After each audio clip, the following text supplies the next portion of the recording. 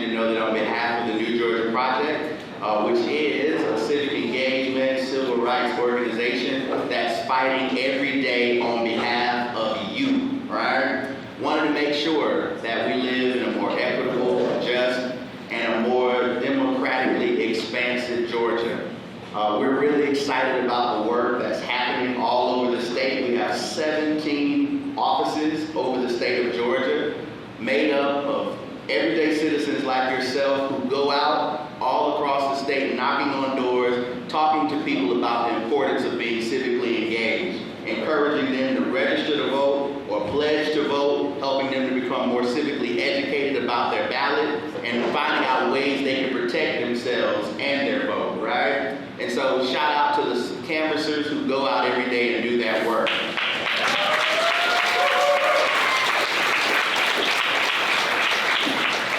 In addition to that, there's also organizers, some of whom are in this room. If you're an organizer with the New Georgia Project, would you raise your hand? Yeah.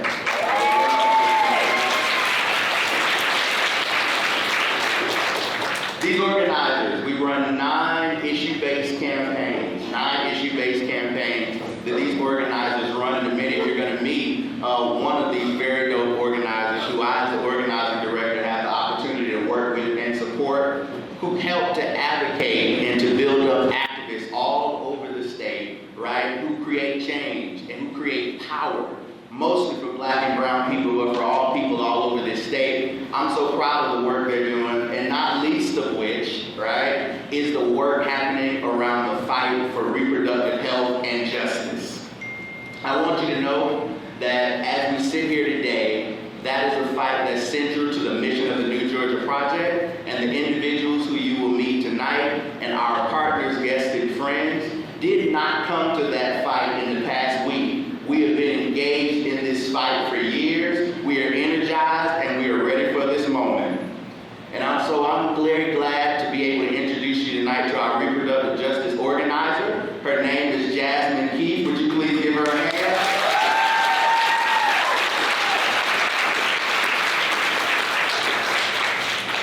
So Jasmine started like 2 months ago. And she jumped right in. She jumped right into, as you can probably imagine, a very active and a very needed role, as we knew what was going to happen, when we knew the decision that was going to come. And she jumped right in and began to help and shape and inform this work that we want to do around reproductive justice. I'm really glad to introduce you to Jasmine. For those of you who don't know her, someone who's been fighting in the community long before her time with the New Georgia Project, who's been helping candidates who she believed in to get elected, who's been helping people in the community who have been working in non-traditional fields, whether it be sex workers or whether it be other individuals, to find ways in which they can be advocated for. And so her voice is one that has been an advocate for the disinherited and the dispossessed, but also fighting for the bodily autonomy of all women. Somebody say yes.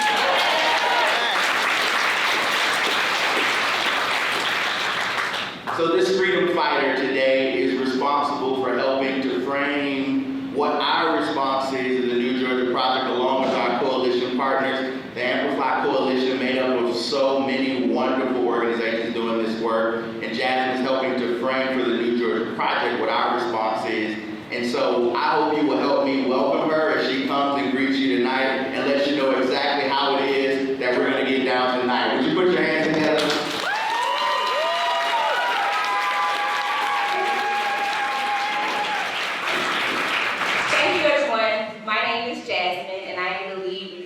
Organizer at NGP, and I want to thank you all for coming and joining us today to have to talk about this, have this conversation. Last Friday was a really hard day, right? Yeah. It's like 1 minute we had our rights and the next we didn't. I think we're all aware of the decision of the Supreme Court to overturn Roe v. Wade, and so that's why we're here tonight. Tonight, we're going to hear from New Georgia Project's reproductive justice organizing work and how you can get involved. And from some really amazing, well-informed rockstar panelists who will tell you what this moment means for us here in Georgia. But first, to kick it off, I want to set the tone. I want us to set the tone and the mood a bit with a little poetry. I want to introduce a poet who has a really great poem about bodily autonomy. Clap it up. Welcome, Teresa Davis.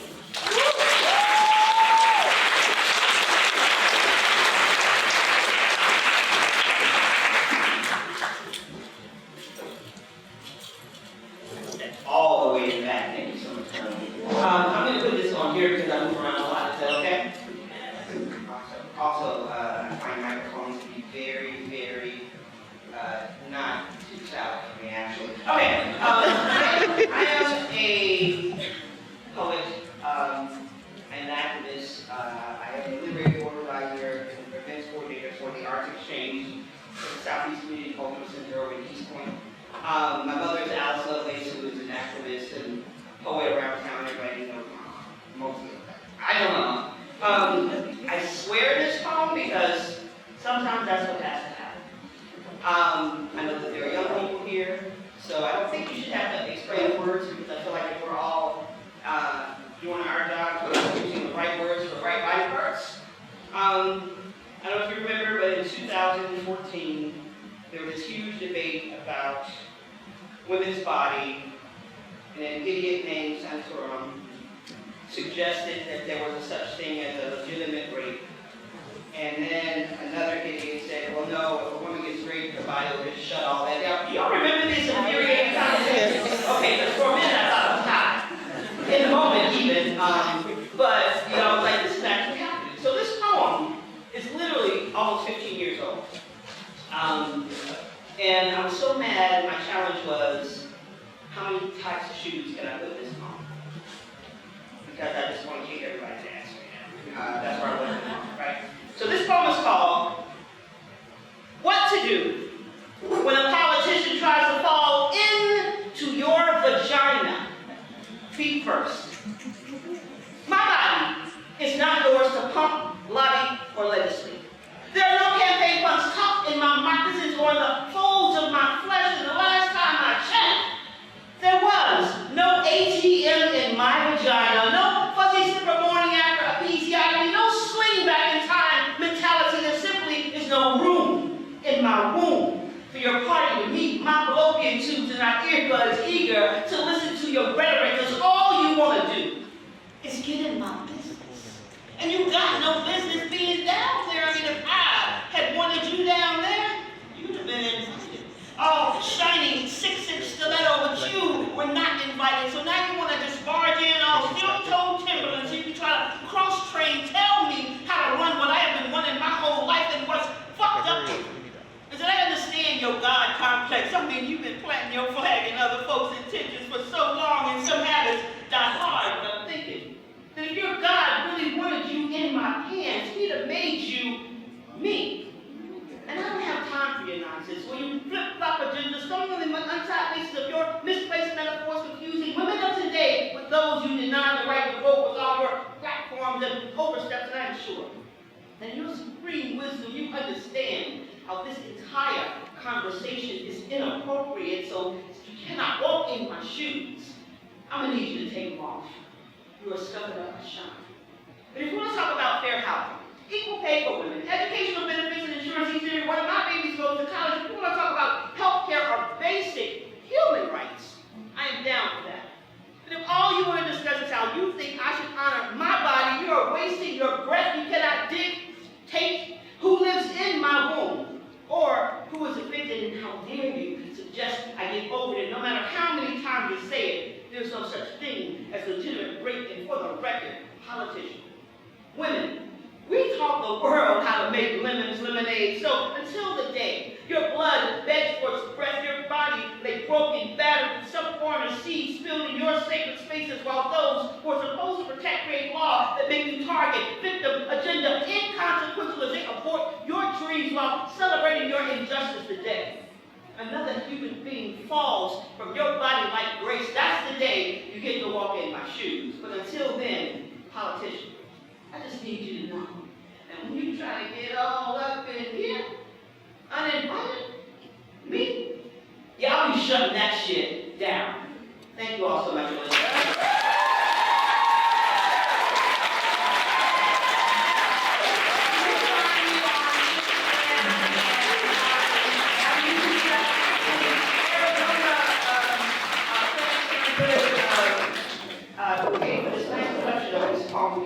the kickoff last year. So please check me out, Teresa Davis. Thank you. Have a great evening.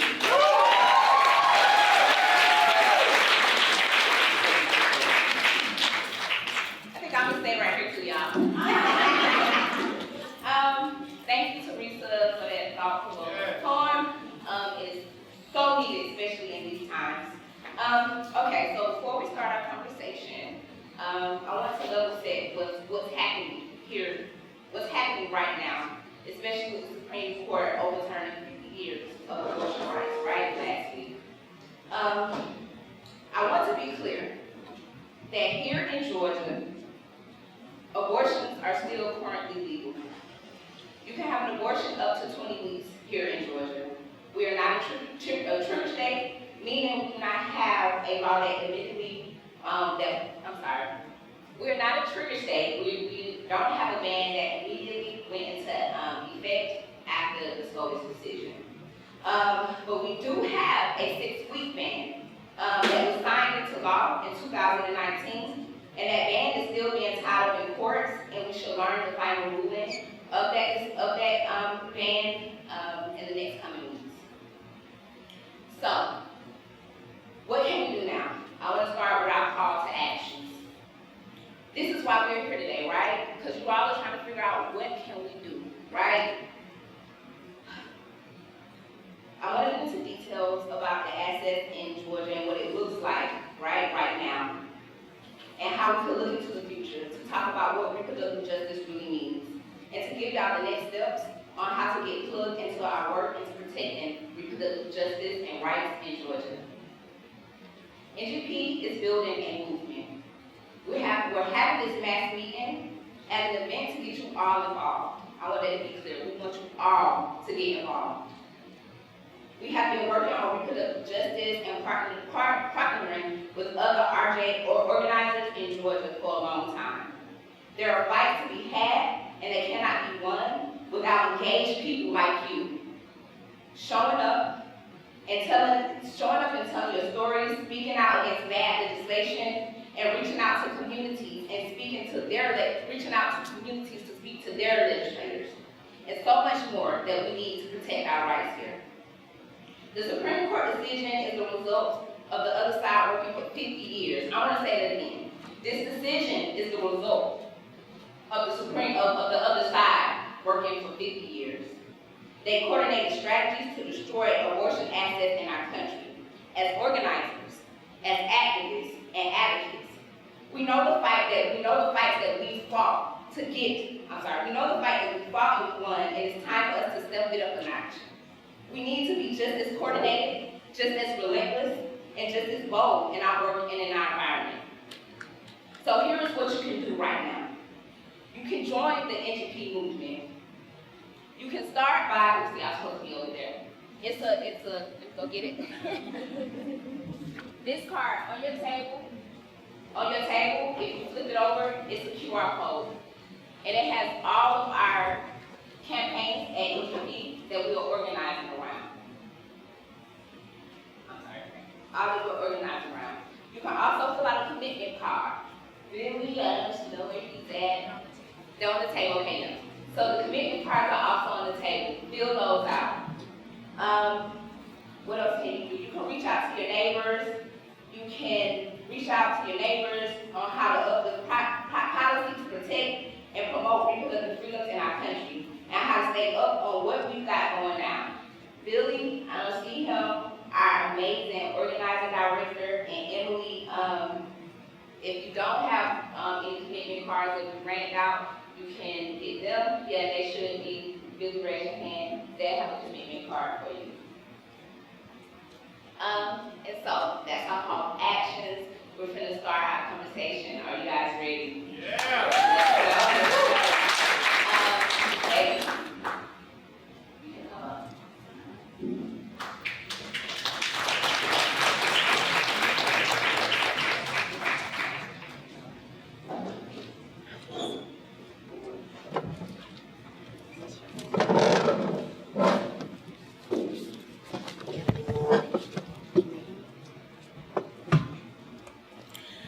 Okay, ladies, who would like to start off with introducing yourself? Kenya. Y'all want me to go? Of course. No. Good evening, everyone. My name is Reverend Kenyatta Chinwe. My pronouns are they and she. I am the Faith Advocacy Coordinator for Sister Song, the Women of Color Reproductive Justice Collective. And I am also the co-chair for the Interim Steering Committee for Sacred, the Spiritual Alliance for Communities for Reproductive Dignity. And I'm very happy to be here.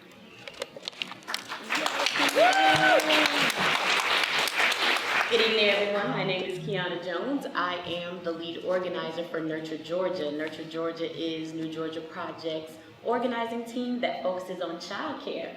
It's amazing to be here with you all. I hope that as we get into this conversation tonight, you'll be able to connect the dots about how reproductive justice and childcare go hand in hand.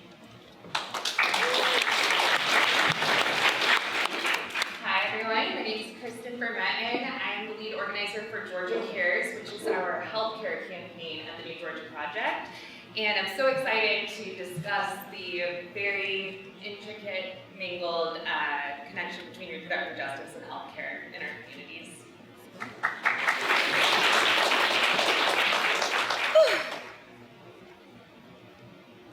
Okay, so let's start the conversation. Our first question, I think is a very important question.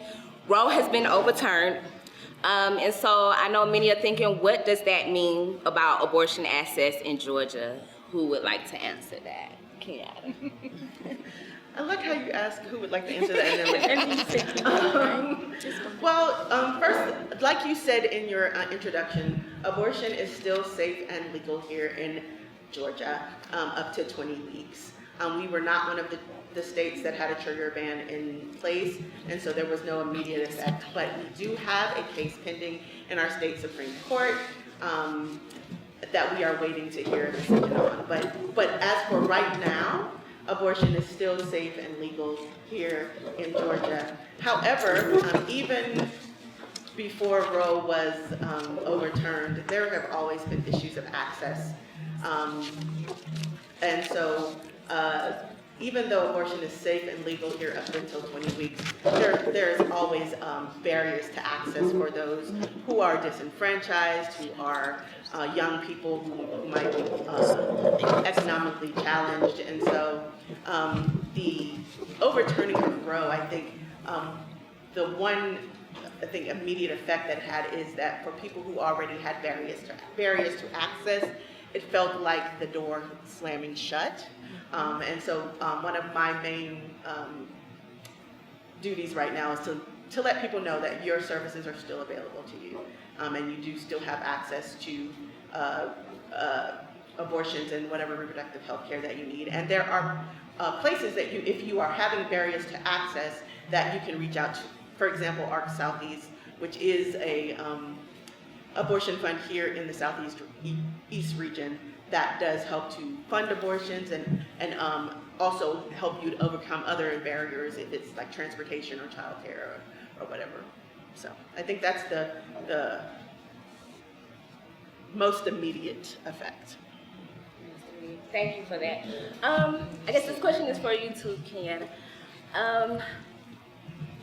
Like I said earlier, there is a 6-week ban that's being in Georgia that's being held up in courts. This ban, the bill name, it goes by HB or House Bill 481. Kenyatta, can you give us an update with what's going on with that? Not a lot, truthfully.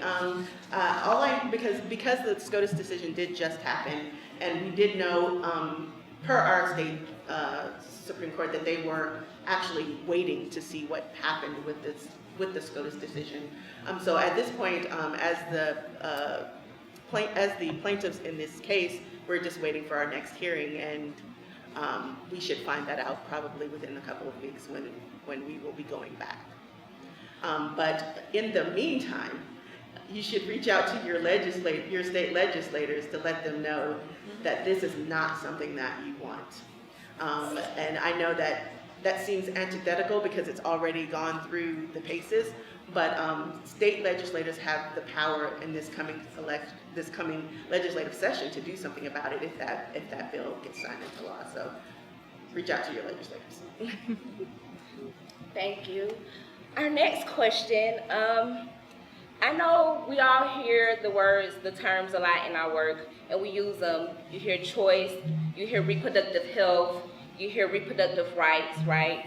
NGP and other organizations represented here use these terms in a reproductive justice framework.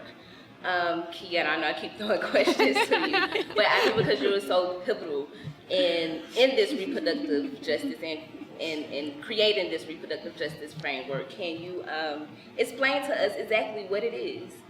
Sure. First of all, I am not a creator of the Okay. reproductive justice framework. Let me give you all a little bit of history. First of all, reproductive justice as a framework was invented by 12 Black women in 1994 who saw that the larger choice movement at the time was not addressing all of the reproductive needs of Black, Indigenous, women of color, and poor women. And so they created the framework, reproductive justice, which is inherently intersectional and integrative. Reproductive justice sits on 4 main tenets, which are rooted in a human rights framework.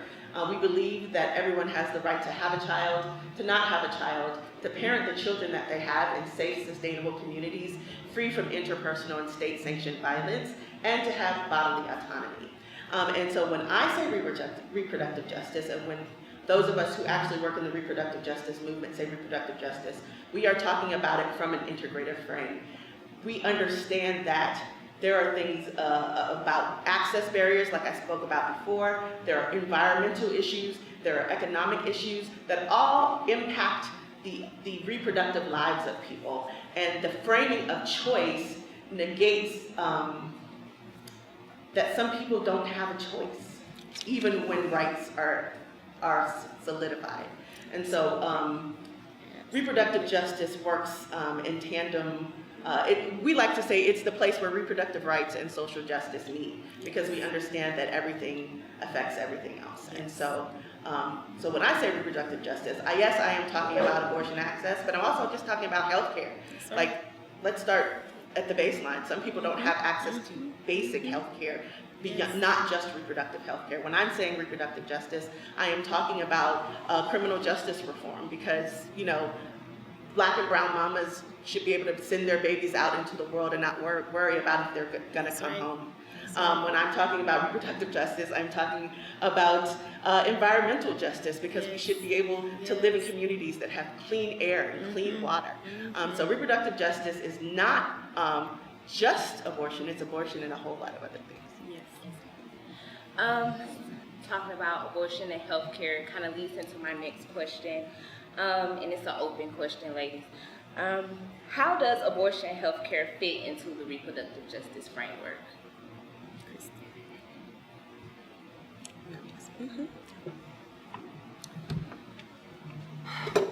Well, as said, abortion care is health care. And I guess the first thing that I'd like to address is the lacking health care in this state.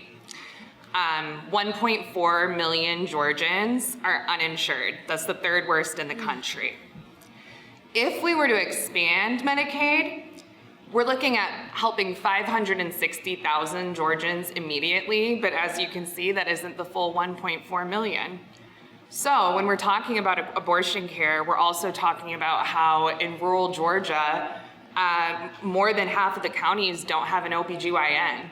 So let's say abortion isn't your first thought, but you'd like to have a baby. Going and getting the care that you need pre and post birth is going to be a road trip for you. It's going to be calling off of work for who knows how long, and all of those expenses aren't going to be covered.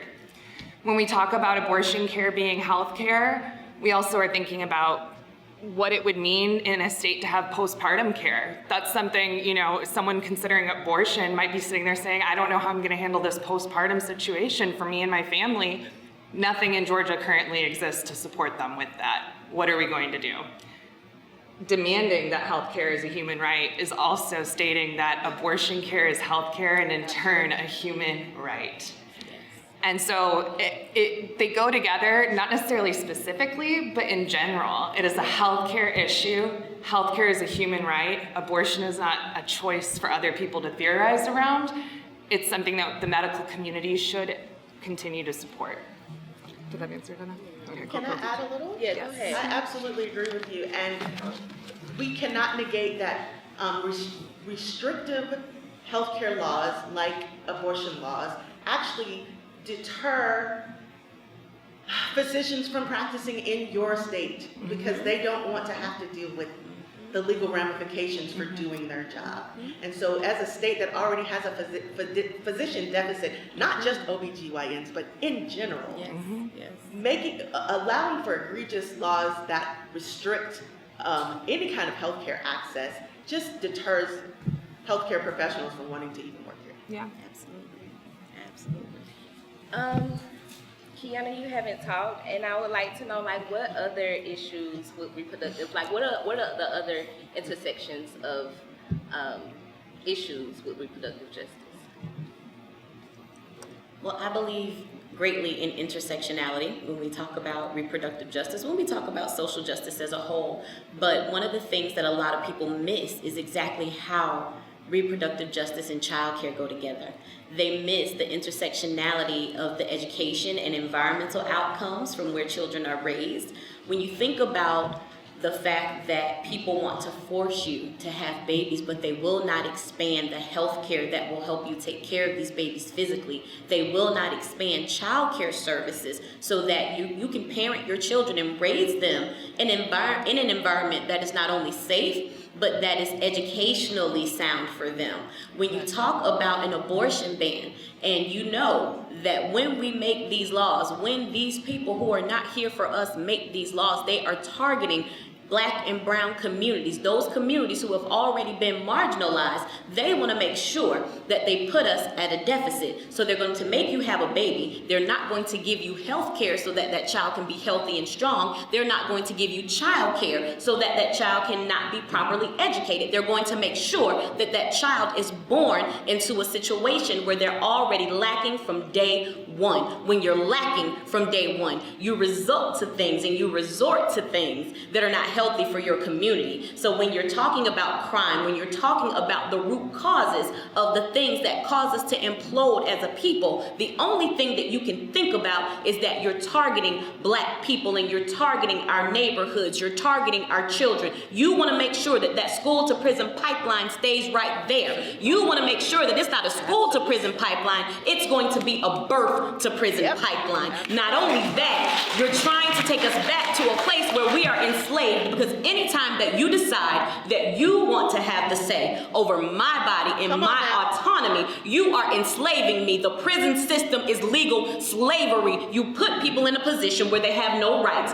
They have no say. You tell them when to get up. You tell them when to sleep. You tell them when to eat. You tell them when to go to the bathroom. And then you count them in a census and you don't even allow them to vote. That is slavery. You make it illegal so that they cannot get the education that they need to do better when they get out, and when they do get degrees when they're in prison, you don't want to validate them. So what are you telling me? You're telling me that you see the intersectionality. You see that this is a big row of dominoes and all you gotta do is push over one. And you wanna push abortion so that when you push abortion, reproductive justice, any type of health care, any type of educational advancement, all falls down, because where do you want to see me? Down. So when we talk about reproductive justice, we're talking about the intersectionality of life. Everything that we do in this life goes back to reproductive justice, because you would not have life if it wasn't for a woman. If you can control a woman, then you can control the society in which we live. And if you want to make that society a society that's failing and oppressive, then you will oppress a woman. That is how it all fits together. Absolutely. Absolutely. You better preach. Gotta tell them. You better preach. Absolutely. I believe liberation isn't really going to be achieved or received until the Black woman is liberated. That's basically. right. That's right. And so, because if I'm born into, if I'm in bondage, then you are already in bondage, right? That's right. Because you come from me, right? And I think that leads us into what can we do? Like, what we've talked about the issues, We've identified them. We talked about how they intersect. So now what can we do? How can we promote and expand not only rights to abortions in our communities, but also reproductive justice, ladies? I have one thing. Do you want me to go? Well, one thing, you can definitely join the Reproductive Justice Campaign with the New Georgia Project. And Jasmine, Keith, that's definitely one thing to do. I think as we build on the conversation of intersectionality, it is really important for every white person in this room to consider their commitment to decentering themselves in this movement. As you've heard about the history, Black women have spearheaded this cause and this fight for so long. And we've rode those coattails. And we've had trans people, people in the LGBTQ plus community that have advocated for reproductive justice and fought hard for this. And if you are at a protest and there are only white people there, you have failed. Thanks, man. But truly, I mean, there's just too many situations in this room alone today. I'm so thankful that everyone is here, but we have work to do as white people to make sure that every single space we are in, we are actively decentering ourselves. You may have an abortion story that is so valid and needed and important. But one more fact, because I'm in healthcare and want to say it. Georgia has the second worst maternal mortality rate in the country, but here's the kicker. The maternal death rate for Black women in Georgia is twice that of white women and 6 times of white women throughout the country. That is unacceptable. That's unacceptable. So if you're not in your community considering how is my activism intersectional, you're failing the movement. It's violent.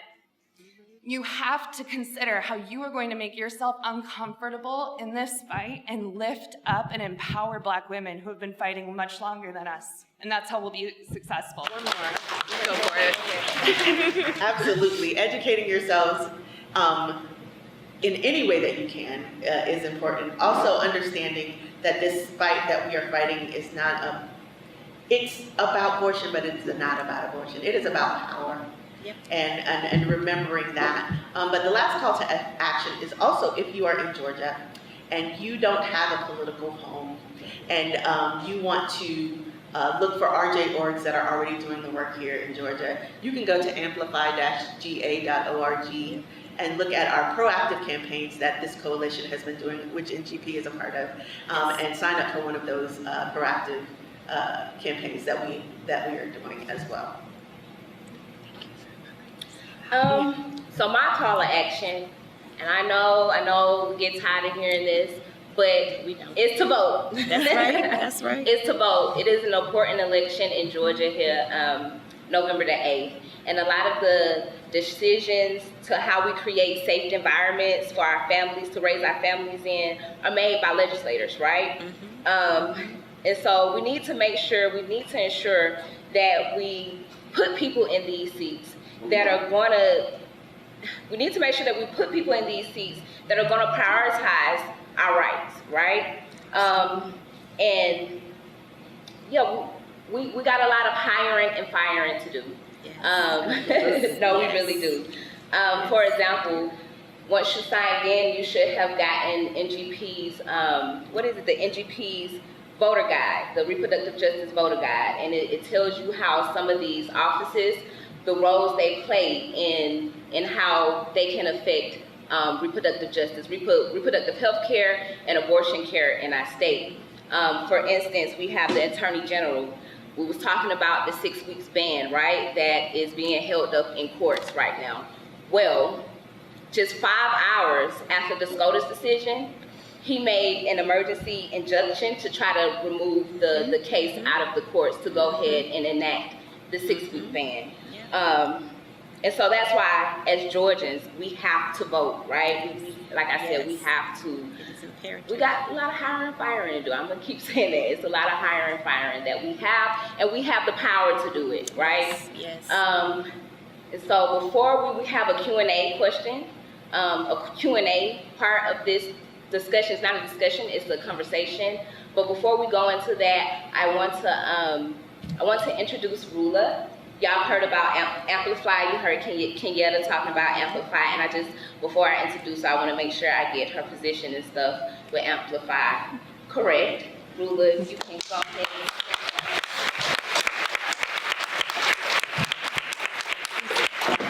I'll let her introduce herself. Okay. Thank you. I was not able to speak today. I came for support. I came because this is a community, a movement community I really love. I am the campaign director, state campaign director at Amplify Georgia. You have heard about Amplify tonight. And Sister Song, the New Georgia Project, Feminist Women's Health Center, Access Reproductive Care Southeast, NAPOF, the National Asian Pacific American Women's Forum, Georgia Chapter, Spark Reproductive Justice Now, and URGE, Unite for Reproductive Gender Equity. They are all part of our collaborative, and so are other ally and partner organizations. That's all I'm going to say about Amplify specifically tonight. I'm actually filling in for Yukoma of our Southeast. Yukoma Yukaro is an amazing colleague and comrade, could not be here tonight. I'm really happy to try and share about ARC's work. Access Reproductive Care Southeast has existed since December 2015 when I joined the first board. I was really honored to be a part of this organization that is a reproductive justice organization centering abortion and led by Black, queer, people of color. From the start, I am not a board member anymore. I continue to fundraise for them. I'm on call to be a volunteer for practical support for callers. Why do I continue to support an organization that, except for accidents like this, I don't get credit, name recognition, that kind of thing. It's not about that. It's that I truly love the work that they do and the way that they do it. I'll try and give you some examples. This is off the top of my head, but I know from statistics that about half of people in the United States do not have $500 in their checking account or their bank account at any one time. So here I am, I'm pregnant, I need money now because most people know pregnancy is a time-sensitive issue, right? If I need an abortion and I don't have that money, what am I going to do? Well, in all of these 6 states, Medicaid, because of the racist Hyde Amendment, which is a budgetary policy, it's passed every year in Congress. Yep. This year was the first year since 1976 that Congress didn't just blanket introduce it in their budget for go. They put it back in, the Senate put it back in, but the House passed it without this amendment. What does the Hyde Amendment do? It says federal funds cannot be used to pay for abortions. That means anybody who gets federal funded health care, Medicaid, Medicare, TRICARE, that's if you're in the military, if you are Indian Health Services covered, if you are Peace Corps volunteer, if you're a federal government employee, that's too bad. You just can't get your abortion covered. Some states do choose to use their own funding to pay for the state-funded side of Medicaid to cover abortions. That's up to individual states. None of the 6 states where our Southeast works will cover abortion care in Medicaid. They will say, oh, we'll make exceptions for a result of rape, result of incest, if you are about to die. But I can speak on behalf of another place I worked, Feminist Women's Health Center. We provided abortions to people who were in all of those situations, and never once did the clinic get reimbursed. It just never happens. So our Southeast has a helpline. You call them, they say, what do you need? How much do you need? We can't pay for everything, but we're going to help you with what we can. It's not about show me your pay stubs. It's not about show me your ID. You need papers. You got to live here. I'm going to misgender you. I'm going to call you a woman. It's like a person who needs an abortion can call us and get judgment-free support for whatever it is that they need to do. And speaking of reproductive justice, speaking of all the intersections, it doesn't have to be we're only paying once you get to the clinic. You can't get to the clinic because there's no bus service in your town. We're going to find a way to get you a ride. Your car broke down, why don't we, instead of trying to pay for a bus ticket, help you pay for your car repairs? There are all of these different ways that people are prevented through bias and systemic barriers from getting to their care. So our Southeast is really trying to be at the center of whatever your need is. We're going to try to meet it so you can get the care that you want and need. It is not a perfect solution for all of the issues in life, but when you need an abortion or want an abortion, nothing should stop you.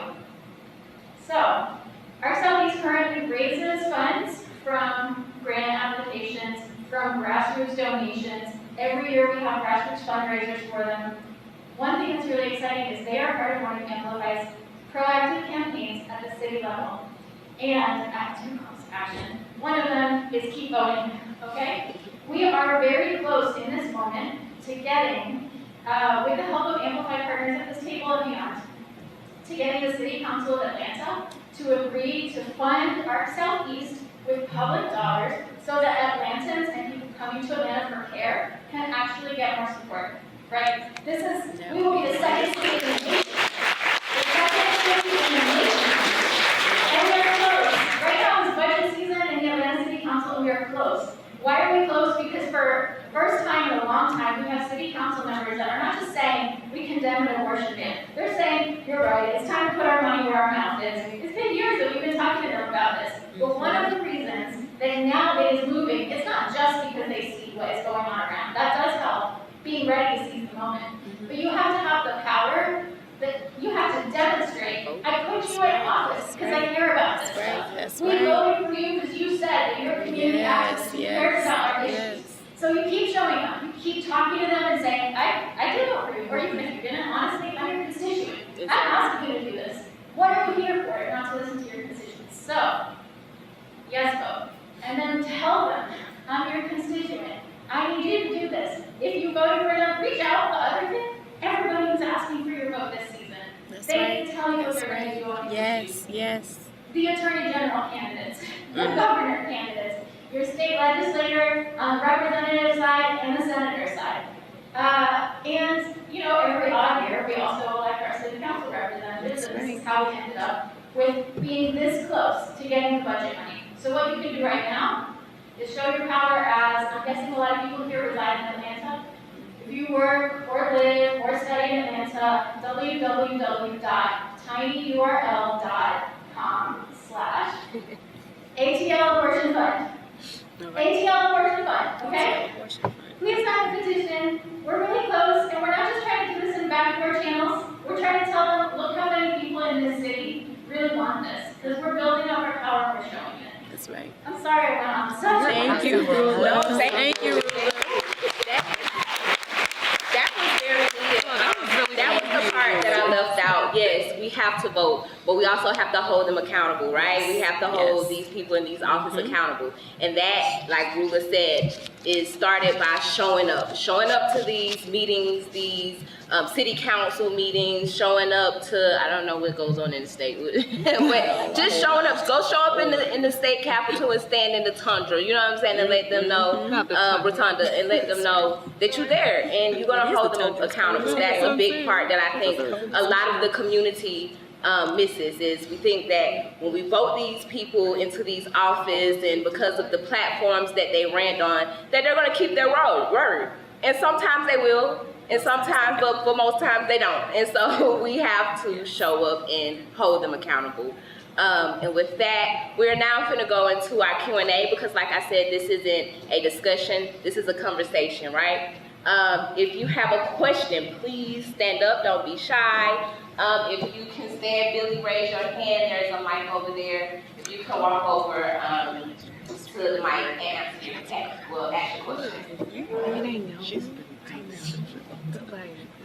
Come on, y'all, don't be shy. We gave it to y'all that good, y'all don't have no questions. We should probably say too in this moment, right? So this is in the tradition of mass meetings. This is part of the freedom fighting tradition, is to gather. And it is an opportunity to ask questions of our panel, but it's also an opportunity that if you have ideas as well about how it is we can build out this movement, we want to hear this. My grandmother used to say, all the sense ain't in one head, right? And so there's a lot of multitude of wisdom in this room. And so this is your opportunity to share. We just ask that you do it briefly. You know how it is, because it's a lot of y'all. But we're really happy to hear it. Here's the other thing I'm going to say, and this may shock some of you. If you're here and you have a different viewpoint, if you have a different viewpoint on the issue, we want to hear that too, right? This is community, and community doesn't mean wholesale agreement, right? It means common unity. And so we invite you to the mic just as long as you are respectful. If you're not, then we're going to ask you to share those opinions outside. But all right, so the mic is open for you to ask questions and come make comments.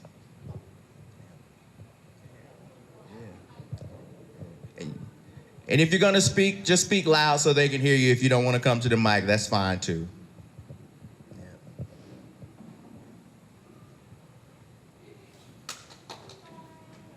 Hey, you look so cute.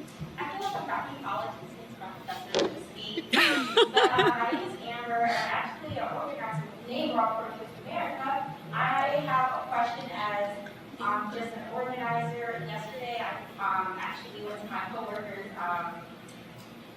phone bank, and or actually it was a phone bank, it was a midterm conference training, and they brought us out in breakout rooms and everything, and we were supposed to be thinking about like what type of events we were going to host, and something I noticed were, unfortunately, like the people that were in the group, they showed up and they were very much like they cared about the cause so much, making sure that people in the room had access to a portion, but how do you combat or like how do you really pull people out of just a negative pit? Because instead of us talking about events that we could host, it was, well, like, filmmaking doesn't work, and I vote, and nothing happens. Like, how do you really pull people out of that negative hole and keep them, like, their eyes on the prize when it's so hard? Because, you know, you wake up and you see stuff like this, the intersectionality in your community, and it can be just, like, a damper. So I'm just wondering, like, what do you guys do to combat that for yourself and for people who are showing up for to help? Yeah. You want me to? I'll go first. I don't know if I really have an answer. What can you do to combat that? I believe in keep strategizing, right? We have no choice but to do, right? And so I understand being down, and I understand being frustrated, because we have been doing this work, we have been fighting for a long time, but we still have to keep strategizing. And also, it's nothing that's gonna happen overnight, you know?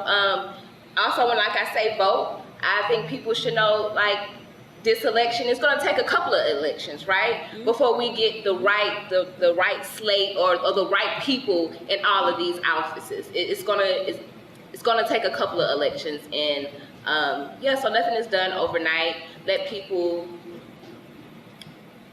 what I'm trying to say, let people air their frustrations, but keep the eye on the prize and keep strategizing. That would be my answer. Similarly, I was going to say, first of all, validate people's frustration, because it's a frustrating situation. Like, I call myself a realistic optimist. I'm not blind to what is actually happening, but I hope against hope that love prevails. Like, that is the thing that drives me. And so once you let people have their moment and say, yes, this is really happening, then as the organizer, you guide them through ideas. If you don't think phone banking is working, let's try to brainstorm something else. Let's see what you think might work, and change the environment into, hey, let us put our brains together to find out what's going to work if you don't think this phone banking is working. But there is a strategy that will win. Mm-hmm. And if nothing else, the fact that we're still here says something. Mm-hmm. The fact that we are still in the fight says something. And so let's just find, if you don't think this strategy is working, then let's look for another. But what we don't have the option to do is give up, because our very lives depend on it. Absolutely. Absolutely. Definitely agree with both Jazz and Kenyatta in that you have to validate feelings and allow people to feel how they'll feel. Me, I curse a lot first, but then after that, I focus on what we can do now. What can we do in this moment that's going to help to turn the tide? If what we can do in this moment is to go to the people we know, remind them that we love them and that we're still fighting with them, then that's what we do. If what we can do right now is go to a neighbor's house and say, you know what, let's think about this, or let's talk about this, and you can flesh out some things, then that works. Do what you can do right now, because many times the things that you can do in that moment actually lead to you organizing.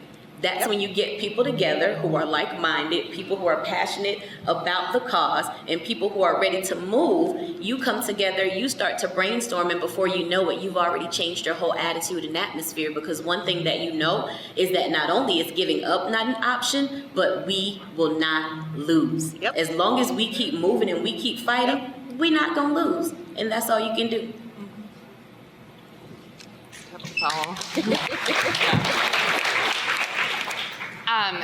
I was going to touch on the same thing. I think the biggest thing when you're feeling like we're all behind these computer screens strategizing, nothing will revitalize that strategy better than getting into the community and talking to people who don't agree with you. And having those uncomfortable conversations, because in those moments you remember the why. Yes. No one is joining those calls because we have all the answers. We're joining those calls for the people that are silent and dealing with this problem, and we're advocating on their behalf. So agreed to everything said. Giving up isn't an answer, but my favorite word you used earlier was compassion, and compassion exists in the community, not behind the computer screen. Right. So if people don't want a phone bank, cool, go door knock. Talk to someone who doesn't agree, and they'll remember very quickly why they're there. Yep, absolutely. I think for me also the thing that motivates me is what I shared for everyone else. And I will say that this is coming very much from my experience as a Black queer woman.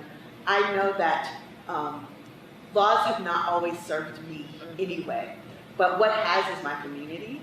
And so therefore, building power within our community and building strategies for us to take care of each other might be what we need to do in this moment, even as we're advocating for changing laws and advocating for voting. And the most immediate thing that you can do that actually gives people a feeling of empowerment is finding ways to actually help in the moment.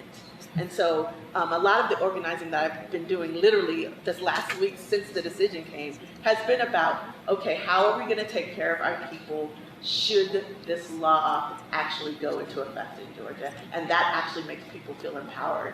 Because yes, the long-term work is getting these laws changed so that we can actually function in society without all of these restrictions. But the most immediate need is making sure that our people are taken care of. Yes.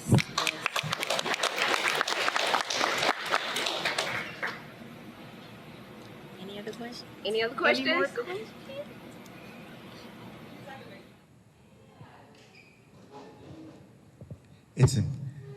We have people who are watching on the live, and they want to hear what you have to say. So let's come grab the mic. Thank you. Come on, give her a hand while she comes. Encourage her. I feel like I'm in church at the altar. Hi, my name is Tiffany Gibson. This is one of my first meetings. I have my own nonprofit organization, which is Surviving Freedom, and what I deal with is women that's been incarcerated in the prison system. And so some of the things that I notice that is troubling, like dealing with abortions and dealing with things like that, is that when a woman is arrested and she's pregnant, or she haven't even found out that she's pregnant yet, she will eventually have that child in the prison system. And when she have that child in the prison system, it's so degrading, because not only is she's going to a hospital shackled up, while she's in labor, while she's having that child, she's shackled up. And I've witnessed this so many times, and it's so sad. And then if no family member is there to pick up that child within 3 days, guess who get the child? The state. So you have many women that getting ready to get released from prison don't even know where their child are. Don't even have contact with their child because they have been adopted to other families, or they're in the foster care system. And eventually that child in the foster care system, well, I think like 70% of them end up being in the prison system. So it's like some things need to be in place for people that are actually in jail, in prisons. You know, like they say, they're you count them on the census, but you don't count them as citizens. So it's like everything ties back to that one thing, and that's injustice. You know, and then like it's just, you will actually have to witness it to understand the pain and the hurt. And it doesn't just happen to that particular person, it travels down. And you know, like generational curses. So it's like everything needs to be brought into one place, and hey, let's try to figure out if a woman is pregnant or find out they're pregnant in the prison system, offer them that chance to get an abortion. You know, instead of them having to be released from prison, had a child while they're in prison, don't even know where the child is. and would not have any rights to that child. I think that's the most degrading thing there is. And then you have other women that's in the prison system don't have access to hygiene products, which is sad. You know, you're on your cycle and you don't even have pads. You have to use tissue and stuff like that. Like but you offer more funding for the prison system. That's one of the top funding government programs that there is, but yet where's that money going? Because it's most definitely not going to the prisons. And you have these prisoners that are working in these corporations for nothing, and the corporations are paying the government. Where are those funds going? So something needs to happen within the prison system, within the communities, within the poor communities, because majority of the people in prison come from those particular communities. And let's try to build that up and just try to, you know, you can't tie everything down to just one thing. It's a multitude of things. And so that's my biggest, that's my biggest.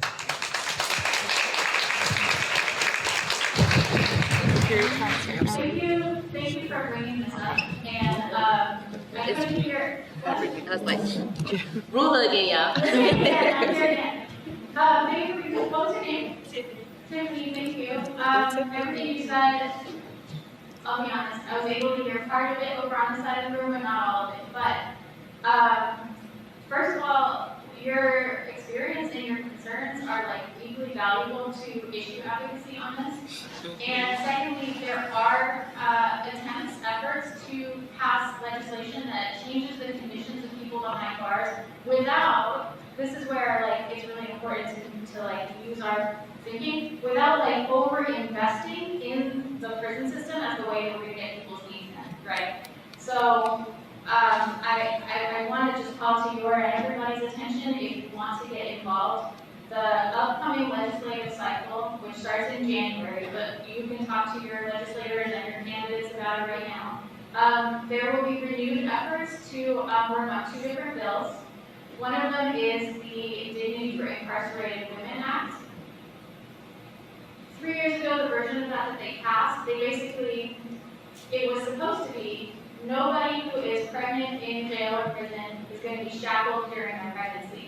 Because this campaign was actually started by a woman who is a deep, deep advocate for people behind bars, and part of the reason is that while she was pregnant, she tripped because of the shackles on her legs and she miscarried. It was very sad. It happened to her in her first trimester. It was a wanted pregnancy, although she was behind bars, she planned to continue. And what happened, for some reason, you know, like every time you ask for something, certain people in power don't want to give you half, just cuts. So the version that they passed, it was like, oh, only when you're like partway through your pregnancy are we going to take the shackles off. So now we're still trying to, no, everybody, from jump, it's dangerous. Take those shackles off. So that's one. Dignity for Incarcerated Women Act. The other one is the Georgia Women's Care Act, which, and I will say this, it's a reform bill. It says we're going to try and lessen the harm of being behind bars while you're pregnant by, if you are pregnant and you are charged and you're convicted, the judge can give you the option to delay your sentence until you have given birth in the community, you've got your prenatal care in the community, and then your child is, I hate to say this, is 6 weeks old. So if you think about the fact, imagine like being separated from your child at 6 weeks old. That's really hard, and that's what we're asking for right now. That's what we think we can get. We think we have bipartisan support. Why did it not pass at the last minute in this past session? We don't know. It wasn't prioritized by the people who had the option to bring it up to the table for a vote, but it made it 80% of the way through. So this year, we have to push it again, right? You say you care about people, where is it? You say you care about the most marginalized, where is it? So that's another thing we can keep showing up for. There are really good organizations, and the one I want to lift up in particular for this is called Restore Her. And the other one is Women on the Rise. Of course. Tiffany, if you could please just see me afterward, because there's an amazing young lady who's also here in the audience, so I don't want to put on the spot, but she is a wealth of information. She's an advocate, and one of the things that we are working on right now is helping to frame the conversation about missing children being a part of human trafficking, because that is an issue. So if you could please just see me afterward, and I would love to connect you with her. And last piece, Tiffany, because this is something I personally care a lot about, because this was a story that was brought to me while out in the field doing events. But I had a middle schooler ask why she didn't have period products provided in her school. I went, seriously, K through 12 public education, no period products? Like, okay, do you have the quarter machine? She said, well, no. NGP gave her her first box of tampons. And the conversation, the more I dug, is that these items have been determined as luxury items in states throughout the country. So we've seen in the past year states like Michigan and Hawaii eliminating the period tax, making it a requirement that it's provided in K through 12 schools. But additionally, I think that as NGP specifically pursues this case throughout Georgia, is making sure that we are inclusive in the conversation and making sure that period products are necessary, essential healthcare products. I don't need a cute branded Playtex to get me through my month. I need this available and not with a tax increase because it's a luxury item. Mind you, there are products for men that are considered healthcare that are not taxed as luxury items that they do not need to get through their month. So that is something we'll continue building on, and I would love to connect with you and make sure that we're inclusive as we spearhead that conversation and continue to destigmatize it.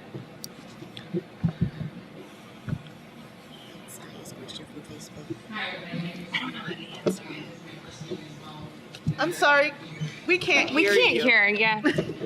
Oh, do I move? Right. Yes, thank you. I'm a very loud speaker, so I'm very used to not needing mic. But yes, my name is Marilyn.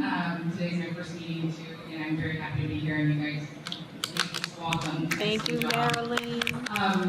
One of the things that I've been super frustrated by is just that I felt that after last Friday, I felt like there was a lot of momentum over the weekend. There was a lot of marches and everything like that. And I felt like after that, it's just been a pure decline, even on social media.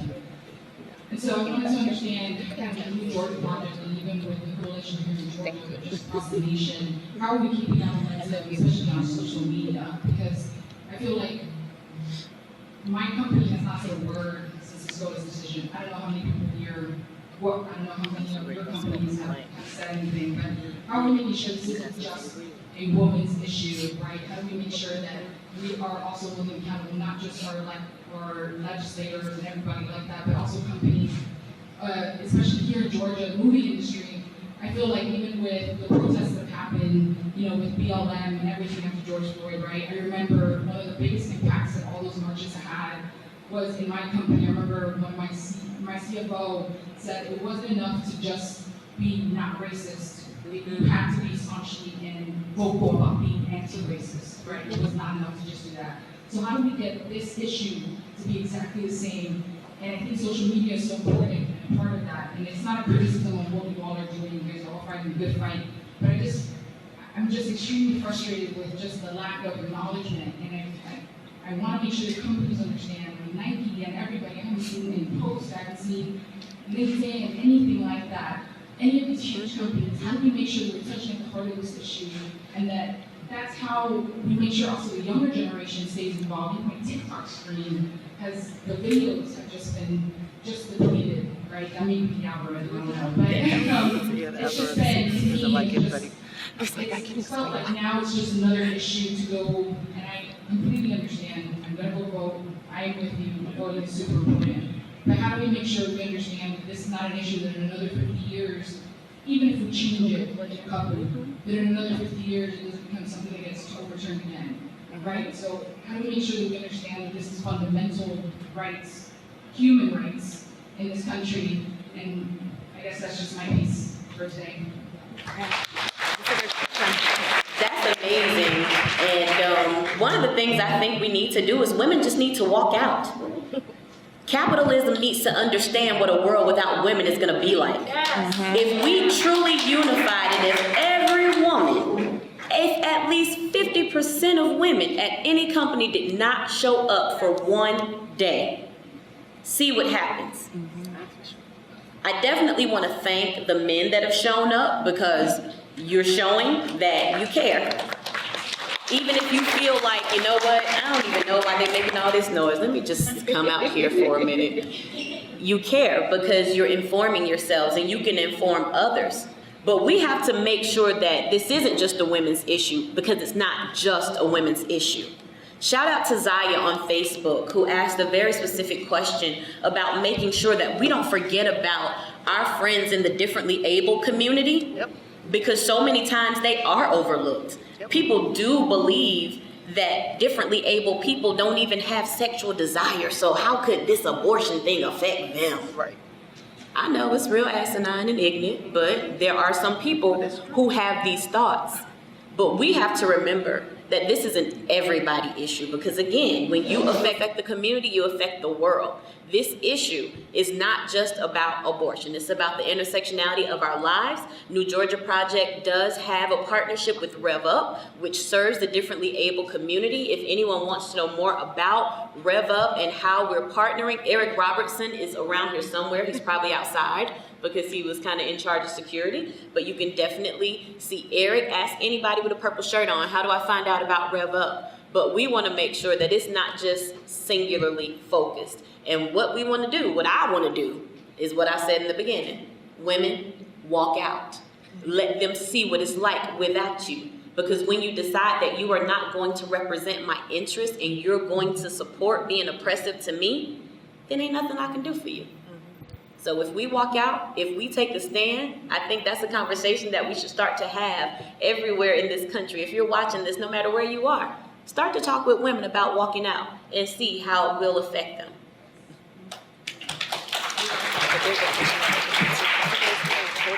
Absolutely.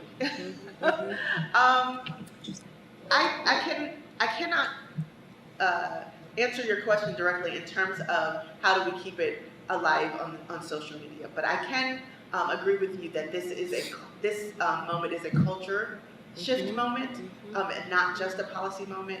And I can tell you that the work that I do in the world is about shifting that culture. I think the reason, this is just me speculating, that we have not seen the same response from corporations as we did around what happened with George Floyd, as we've seen what happened with Pride, and now everybody has a Pride, is because for a long time, a small group of people have claimed a moral high ground and basically painted anyone else who stands in opposition to that as amoral. So nobody wants to step into this space that makes them look amoral. And it's a hard way to navigate as a corporation, especially when you're trying to appeal to a lot of people, which means that we who do culture shift work have a lot ahead of us. The reason that Pride is where it is now is because Pride was 40 years. And the fact of the matter is, the first Pride was a riot. We're here with the beautiful, flags everywhere now, but it took a lot of years for a lot of queer people fighting for a long, long time to get to this place. And so I think we're just going to, unfortunately, we didn't use culture shift in the way that we should have in our movement up until this point. But we are very, very aware of it now. And I know, like I say, me, at this intersection of faith and reproductive justice, and all of the advocates that I work with are very, very clear that this is our moment as faithful people to reclaim the moral high ground that has always been ours, and to make it easier for our legislators to do the right thing, to make it easier for corporations to stand with us and not feel like they're stepping into this place that paints them as amoral and against anyone's God. Yes.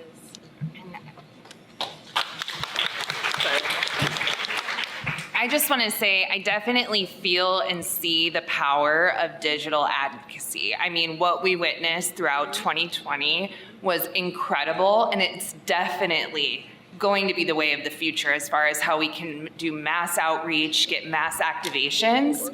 But the organizing song I always tap back into is the revolution will not be televised. So as we figure out how to manipulate algorithms that have already been manipulated for us, as we figure out what kind of creative content is happening, a pebble thrown in is creating a ripple. And what feels empty, what feels like, wow, I posted one photo that got all of these likes, but then I tried to be political, I tried to be bold with how I feel, and it looks like it could be shadow banned or whatever else that may be. it doesn't mean you didn't make an effect or you didn't make an impact. It means you did, you know? So as people get frustrated, I think one of my favorite things is teaching people how to create content so that in community, their voices are also being heard and more pebbles are being thrown into that algorithm, and hopefully that'll build power and movement. I wasn't going to say too much, but yeah, digital organizing is a thing. And it might not get a lot of likes, it might not get a lot of attention now, but I believe a lot of the reason you all are here are from digital organizing. So don't get frustrated, don't lose hope or anything like that. It's coming, it's coming. Like Kenyatta said, before we have the pride that we have now, it took years, 40 years of fighting, and we will get there. Hello, my name is Shantae McLaughlin, and Kiana was actually talking about me, Tiffany. I delivered triplets while incarcerated, and they said I only had one child because I live with mental health. But I want to talk about having an abortion at 15. And I was suicidal, and I was the varsity cheerleader with the quarterback boyfriend and all of that other stuff, and I was really, really popular, and I couldn't handle the pressure of being pregnant. And I tried to commit suicide by taking too many pills. And they were going to charge me with attempted murder because of the fact that I was pregnant. The only reason why I did not get charged with attempted murder is because my mother was in the military and took me from Savannah to Fort Stewart, and I stayed for a month, and they diagnosed me with depression and kept me out of school because we were a little more privileged to have that as an option. So with this Roe versus Wade case, we have to look at the criminal justice system. We have to look at the fact that over the last 10 to 15 years, women, not just brown and black women, but women have made up over an increase in the jails and prisons by over 700%. On average, so first of all, in Georgia, 1 out of 4 people have been incarcerated. 1 out of 3 children end up in foster care. The Department of Treasury terminates parental rights. So let that sink in. What does the Federal Department of Treasury have to do with your parental rights being terminated? For them to say, you've been in jail for a year, because it's supposed to be terminated after 1 year.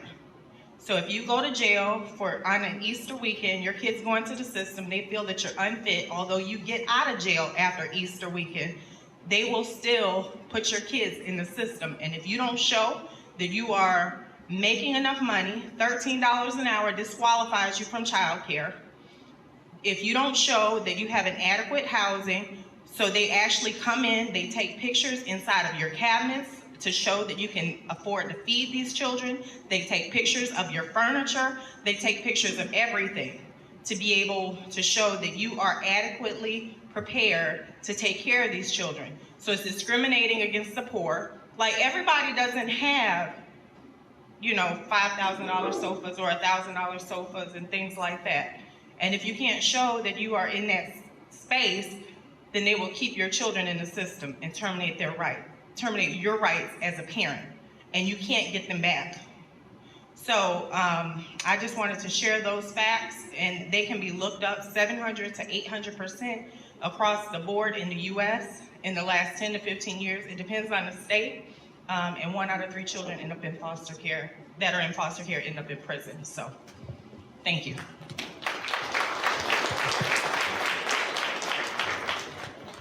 Okay, we have time for, I think these, we have 2 more, but we definitely know that our organizers, and if our panelists have time, they'll be more than happy to stay behind and talk with you and hear your insights.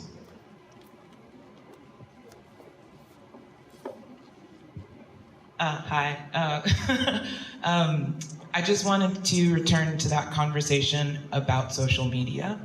And this will be inelegant because the thought came to me 5 minutes ago.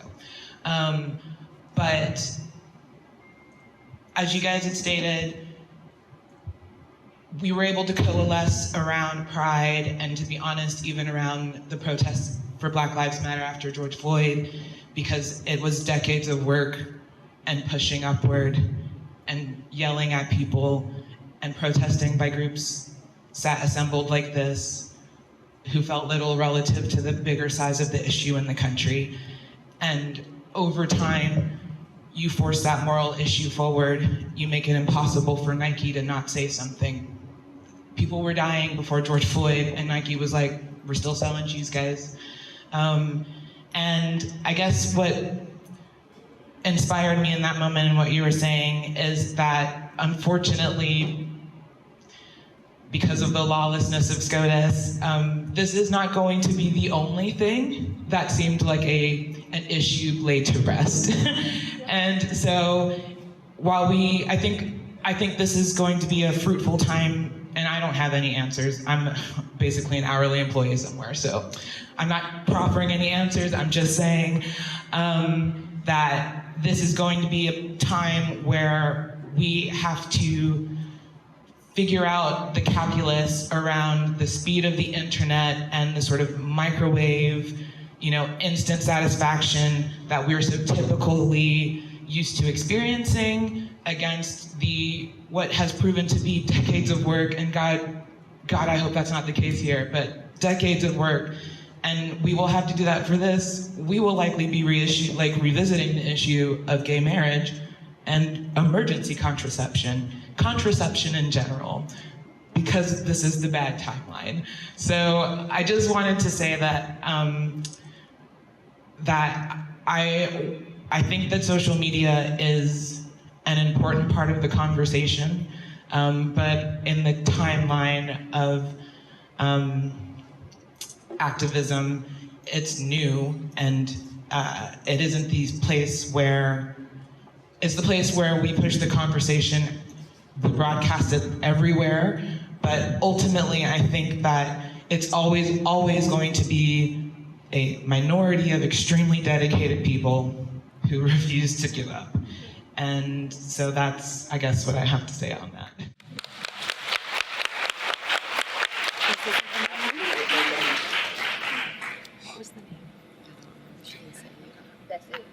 I really want to appreciate what you said about keeping up with the speed that information is shared. I think the best thing that happened to me in 2020 was I found NGP and knew it would be my political home, as Kenyatta was referencing. It's so difficult to fact check everything yourself, or to, figure out who's, giving me disinformation, what's disinformation versus misinformation. Like, there's so much that we're navigating. But whether it's NGP or another organization, the best thing that happened in my life was to find a place where I knew if they were giving me a statement about something, I could trust it. And once you have that, navigating the murkiness of that social media helps, because you reference back, and that's your fact-checking machine. And if you can find a political home like that, it'll make navigating that mess a little bit easier. Yeah, definitely will. Definitely will. Thank you, Kristen. Yeah, on that, if you think about what other political homes exist for people, like the YouTube algorithms drive people into like weird extremist QAnon stuff, that's somebody's political home. Yeah. So to what Kristen is saying, having a place where, we're gonna fact check it together. This is the people I move with, we've got information that I trust. I mean, we know that there's people out there who trust the wrong people, but you gotta do your homework. I just wanted to make sure, can I say it now? Yeah. All right, speaking of disinformation and misinformation, just a resource to walk away with about how and where to get an abortion wherever you are. And this includes, like, abortion is not legal in your state, here's where to go if it's not your state, right? Like, just the facts updated as of today, as of tomorrow, whenever the facts change, is ineedana.com. I've just been telling people that over and over, because as much as there's a million links, a million organizations, we do need to make sure that people are really clear, as Jasmine said at the start, where you can and can't, and when you can and can't get the care that you need in today's moment. Yeah. Right. That was ineedana.com. Okay, my name is Gerard Moore. I work in construction. Just had a question when I was listening to you guys concerning transportation, because there's a lot of, I guess, misinformation. I explained it to a coworker. They're very pro-choice in my industry, and the heartbeat bill, they assume that a heart fully formed, in 6 weeks. So for them, they're very distraught about taking a life. But as far as the transportation, how has the major areas, like MARTA, CCT, Gwinnett Transit, down in Savannah, how have they prepared, if this does go in place, to be able to safely get women who want to get an abortion, give them access to get to those facilities, where like MARTA has a shuttle service. How is that being thought of in advance for that to occur? I know it may not be the case in like some of the rural areas, but the places that do have mass transit. Really good point. First of all, that's an amazing question. Right. Thank you for asking that. I can, how do I say that? How do I say this? So the group Sacred that I mentioned that I'm part of is actually right now working on building networks to help people who are in low access states to get to high access states should that happen, should that be a need, which does include transportation. But that transportation is interstate and not intrastate. I think that if our ban does go into effect, there would be a lot for our intrastate transportation systems to do, other than maybe getting people to the airport or to the bus, the Greyhound bus station. But that thought process that you have is being had in other circles about how do we get people from low access states to high access states should they need that type of transportation. Thank you so much. That's our last question. Alright, so as we close, this was a great conversation. Did y'all enjoy yourself? Did you get information, valuable information that you can take back to your community and get them involved as well? Before I close, I also want to let you know those little purple bags that you have, we actually have extra ones in there. We have contraception, we have emergency contraception, we have literature, especially speaking about the I Need an A. It has all kind of resourceful information in them. And also the voter guide. The voter guide is in there. If you didn't get to QR, because after you QR that code that I told you, the QR, you should have got a digital version of the voter guide, but they're also inside the RJ kits. And so I just want to end with a reminder of our call to actions, right? Number one, find an organizing home. We have NGP here. You can go over to the table and see how you can get involved with us. We also have Sister Song, Kenyatta. You have Rula with Amplify. And then my last is vote. We got, like I said, to hire and fire some folks, y'all, November the 8th. And I hope you all enjoyed yourself. Thank you so much. We love you, for coming Jasmine. out. We love you. Thank you for coming out. And I hope this is the last time I see all of you all. Yes. Yes. Good night. Thank you.